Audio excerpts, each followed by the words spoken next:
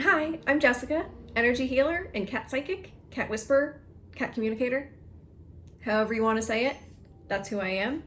I give cats a voice, I clear energies from them, and I create harmony between cats and their owners. Ultimately, my goal is always to serve the cat.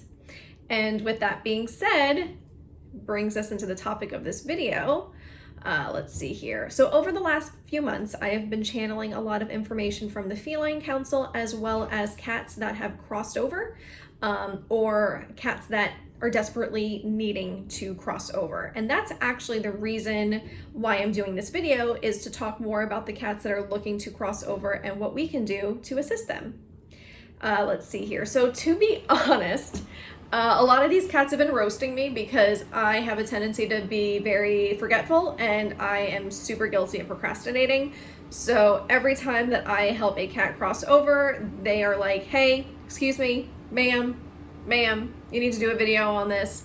So I'm getting roasted by these cats. They are just really honestly reading me to filth. I feel like this is an episode of RuPaul's Drag Race because they are just leaning into me really hard. So I'm hoping by doing this video, they will stop roasting me, but more so this is going to help them as a collective and more in mass rather than me just independently, each cat that comes through helping them cross over.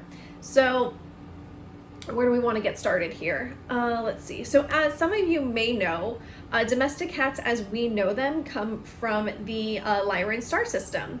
And they have a lot of soul contracts that bring them back to Earth in their domestic cat form.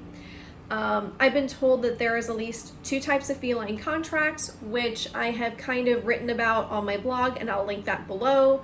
And honestly, that could be a whole other video down the line, but trying to stay focused because I ramble just a little bit.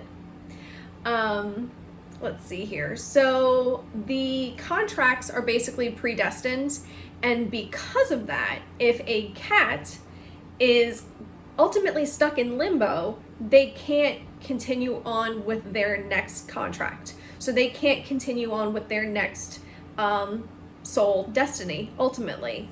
And so that's what we're trying to avoid, because we want to make sure that they continue on. Because let's see, the cycle is, you know, they are on Lyra, their contract gets activated, they get sent down to Earth, they live their life with their human, and they pass away, they go back to Lyra, and they start the cycle over again. It's a very well-oiled machine. However, there's a few reasons why these cats are not making it back to Lyra after their passing. So we want to make sure that they do, that way they can continue on with that path and continue on with their journey.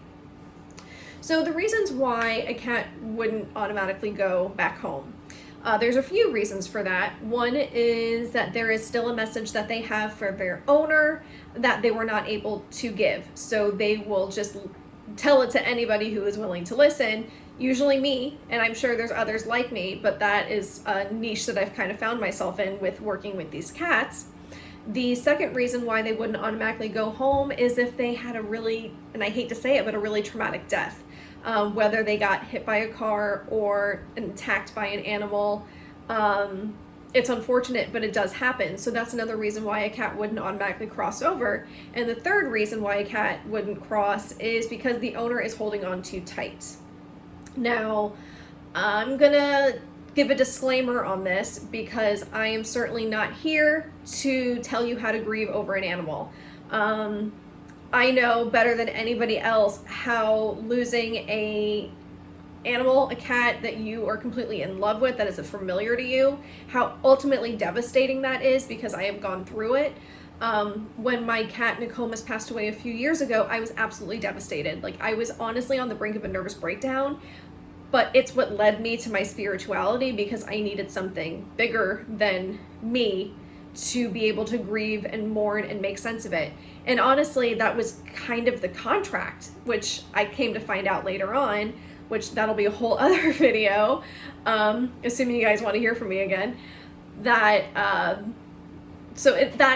everything with Nokomis really worked out the way it was supposed to. But I can completely understand that grieving process, because everybody grieves differently, and there's certainly no timeline that is appropriate or not appropriate for grieving your cat. The issue is that holding too tight to their memory and not allowing yourself to move forward is what's keeping the cat here, because they want to be able to support you and guide you through your grief, but at the same time it's to their own detriment.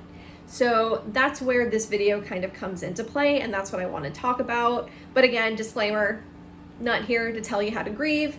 What we're going to go over, you can do at any time that you feel like you're ready.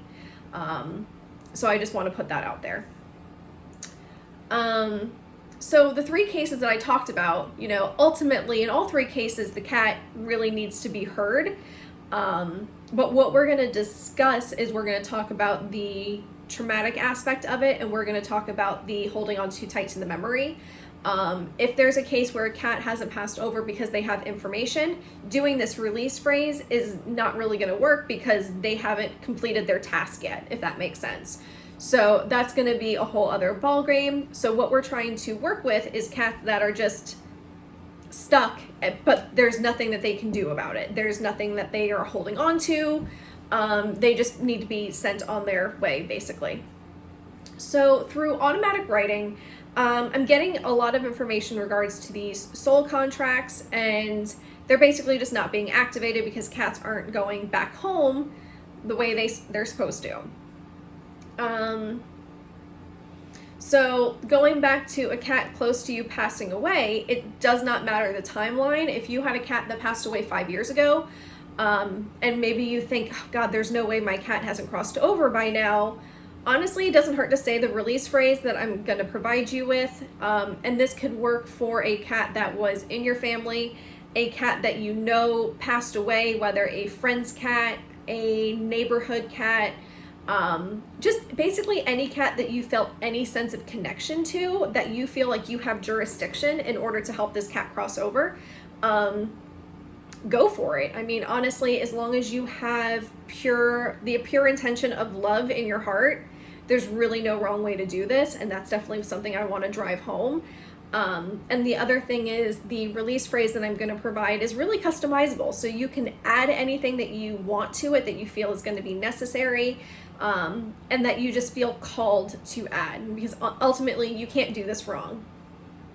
So I'm going to provide you with a prayer of protection as well as the release phrase, and then also like an end of transmission, closure, thank you phrase as well. That way you kind of have everything from start to finish. And trying to think, I have notes here because again I ramble, so I'm trying to like keep on beat, keep on rhythm here. So let's see, I covered all that. Okay, so I think we're just going to get started and roll right into the prayer of protection and see what else kind of pops up in my brain. So to get started, the best way is to find a space in your house, apartment, wherever you are, that is just a nice, quiet, serene area that you won't be interrupted. And just take a deep breath. If you want to get crystals that you feel comfortable with, go for it. If you want to just get anything that you just feel resonates with you, or an item that the cat really, really liked, you can do that as well. Anything to really create a like nice, comforting environment is up to you. I typically don't mess with the crystals. I just want to connect with the cat, get the information that they want, and then just kind of send them on their merry way. They've already gone through so much, I don't want to like create more. But this is something that I also do all the time. So that is just not, I don't feel compelled to grab other things. I feel everything I need is internally, so I just use that. So yeah, we're going to keep it simple as possible. So, but again, feel free to use whatever you need or want to use that you feel is going to amplify your vibration and just make this ritual a little bit more well-rounded. Okay, so the prayer of protection. Okay, so I have here, Spirit Team, the Council of Light Beings on Earth, I ask for you to grant me protection from energies that are not in my highest truth and good.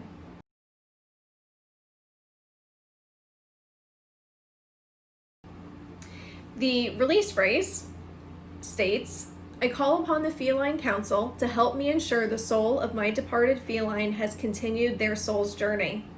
If my beloved cat is still nearby, I offer love and gratitude to their spirit for staying near and supporting me. I am thankful for the time that we spent together, and they are free to go now. I now send their soul back to the Lyran star system so they can embark on their new soul mission, and so it is.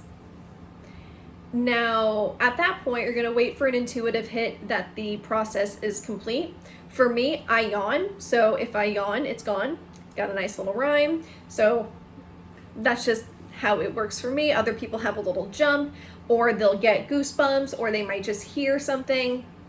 Everybody is different, so, but I personally yawn. So to end the transmission, the phrase that I have here states, I offer thanks and gratitude to the Feline Council, my spirit team, and the Council of Light Beings on Earth for assisting me and the feline soul around me. I now release any and all energy that is not inherently mine. Okay, and so it is. That's all, folks. The hope is that as a collective, we can band together and help these cats transcend and continue on their soul's path and journey. If you are at all interested in the work that I do, as the YouTubers say, hit the like button. And I'll start creating more content because I certainly have a lot of things that I'd love to talk about. And there's a lot of things that the Feline Council and my spirit team are guiding me to talk about and just get the information out there. But honestly, this video was the most important, mostly because I just don't want to get dragged by these cats anymore. If you have any questions, feel free to leave a comment below, shoot me an email, go to my website, find me on Instagram, like I'm everywhere. And yeah, just reach out because I am honestly here to serve the cat any way possible. So whatever you need, I got you. Call me, beat me if you want to reach me, and I will talk to y'all soon. Thanks.